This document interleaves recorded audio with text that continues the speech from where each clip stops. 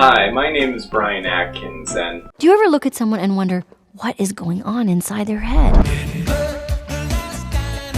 okay, so Denver the Last Dinosaur, am I right, folks? I've been thinking about it so much the last couple of days, just non-stop thinking about Denver the Last Dinosaur. So let's talk about it, right? Yeah, cool. The plot of Denver the Last Dinosaur is pretty simple. These kids find a dinosaur egg in 1988, and there's like a fucking Yoshi inside? Now the kids have to hide the dinosaur from mad scientists who want to find out why they have a dinosaur in 1988, while also taking him to school and teaching him to play the guitar and skateboard. To be young again. And to also harbor a Cretaceous era monster from federal agents. We've all been there. Everyone knows about Denver the Last Dinosaur, but did you know I got a 2018 French-American CGI sequel series? Oh yeah, wow, huggers, awesome, dab, this is epic. Okay, so what's the difference between the old boomer Denver, the Last Dinosaur, and the new Coomer Denver? Well, for one thing, it's CGI and none of the main characters are the same except for the dinosaur. That means no Jeremy, no Cassie, no Shades. Okay, honestly I don't know who's who here, but I assume this one is Shades because he wears sunglasses inside.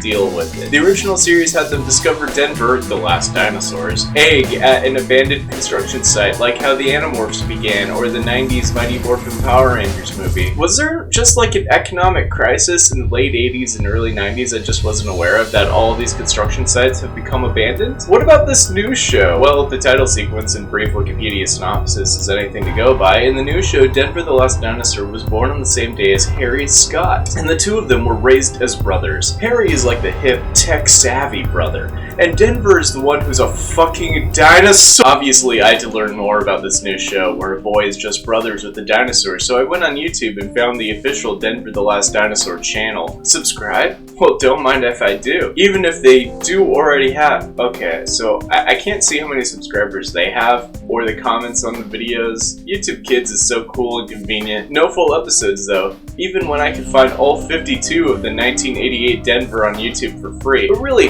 why would kids want to see the new show?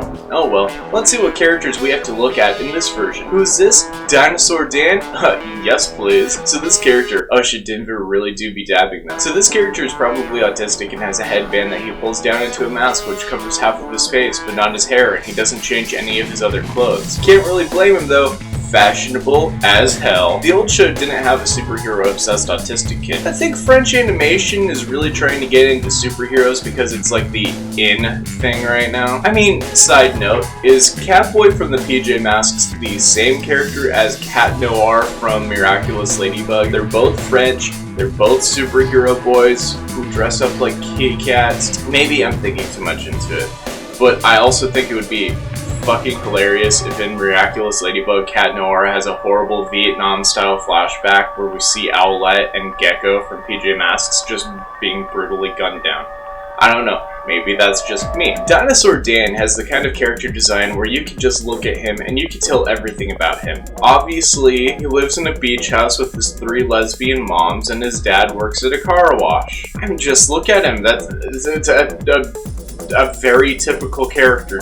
The main difference between Dinosaur Dan and Dinosaur Steven universe is that Dinosaur Dan can only fly if Denver the Last Dinosaur is invisible and holding him up like a petite little ballerina. Also, Denver can turn invisible in this show, but not in the old show. That's insane. When I saw that Denver had the power to turn invisible in the newest Denver the Last Dinosaur cartoon, I thought maybe they were trying to do the late 80s, early 90s plotline of keeping him a secret. Really pulling Animorphs with the whole anybody could be watching thing. My name is Dinosaur Dan. I can't tell you my last name or even where I live, the town of Bonestown. That could be anywhere. Anyone. But then in this other clip I watched, he just walks around in broad daylight and no one fucking cares, so I don't. But you know what else I noticed? Aside from the fact that out of the 20 different clips on the YouTube channel, 3 of them have Dinosaur Dan in the title, and he features prominently in 9 of the different thumbnails when Harry, who's ostensibly the main character, is only listed in 1 of them. Their cell phones are egg-shaped. At first I'm thinking, wow, that's really inconvenient for the cell phones to be shaped like Tamagotchis, and I was about to laugh it off, but they're also called Dino phones, and that's just fiscally irresponsible of a company to do that. How much money do you expect a company to invest in cell phone technology that's shaped like eggs and called Dino phones? Do you think Apple would just design a cell phone exclusively for like Omaha, Nebraska, and call it the corn phone and shape it like corn? Because let me tell you, you city slicker girls, you might have your iPhones and your Frappuccinos, but us country girls make do. That's when I went back and...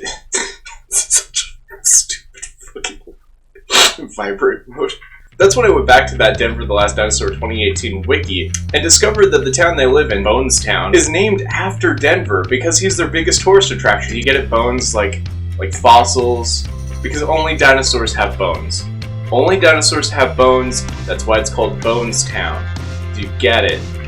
Okay, so I guess this explains why the other citizens of Bonestown seem nonplussed about the situation, but this raises a lot of other questions, like why the writers gave him an invisibility power in the first place, or why Mr. and Mrs. Scott decided to raise Harry and Denver as siblings, or if his full name is technically Denver Scott the Last Dinosaur. So the next clip of Denver Scott the Last Dinosaur I found, titled Geniosaurus, shows Denver digging through the trash and Harry inventing the dinophones. Okay, I get it. I get Harry invented them. I went into the show blind, okay? That's how I do. You Denver 2018 fans can stop calling me a fake fan now. I said Harry was the tech-savvy one at the beginning. Goddamn. Okay. Something a lot of you Denver 2018 fans may have noticed by now is that Denver in the new show is a different height compared to the old show, but I think you're looking at it completely wrong here. Denver isn't smaller. Everyone else is bigger. See, the older show took place in 1988, and people were just a lot smaller back then. True facts. Over the decades, humanity has evolved to be a much taller creature. We're a lot taller than we were 30 years ago. Okay, it's been at least one generation. Oh god, there was a third main character, but I forgot about her because Dinosaur Dan selfishly took all the good character design for himself. So, this is Charlotte. She likes to go on, what are kids into these days? TikTok.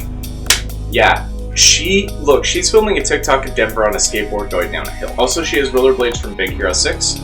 So that's her entire character. I would love to watch a full episode of the new Denver the Last Dinosaur show, maybe figure out more about Charlotte, but I can't seem to find anything other than these short 3-minute clips. I looked online and discovered that the show airs in a lot of different European countries, but it hasn't been picked up in America yet, which is probably why I'm having such a hard time finding it. So obviously I think HBO Max needs to pick the show up. I really want to be watching Doom Patrol, really getting into it, really see the scenes with like Animal Vegetable Mineral Man where he has like a dinosaur head for one of his heads, and then immediately cut to Denver the fucking dinosaur because he's my friend and so much more. Seriously though, one of the best things in life is to get drunk as hell and just binge watch cartoons. Just watch kids cartoons while drunk or high or whatever. Just eat cereal straight out of the box like a fucking goblin. Just like get drunk and high and watch the most inane, nonsensical children's TV garbage. It's how I get into so many weird shows, and I recommend it especially during these unprecedented times. Here's a new segment I want to start for this channel, and that's your recommendations. Let me know down in the comments below if you have any fun new cartoons that you think would be fun to watch drunk with a group of friends, or if you're like me, alone, well, still drinking. Anyway, just any sort of show that I probably haven't seen and I wouldn't normally watch, just let me know down in the comments. Be like, yo, at Brian, you should watch Pound Puppies, and I'd be like, you son of a bitch, I'm in. I know in the last video I said I was going to do this video drunk, and I'm not drunk yet, but I will be later on. So these recommendations will be helpful when I'm just completely pissed drunk. I need to know what to watch. Anyway, my name is Brian Atkins. Please like and subscribe, but mostly that whole comment thing, just tell me what to watch.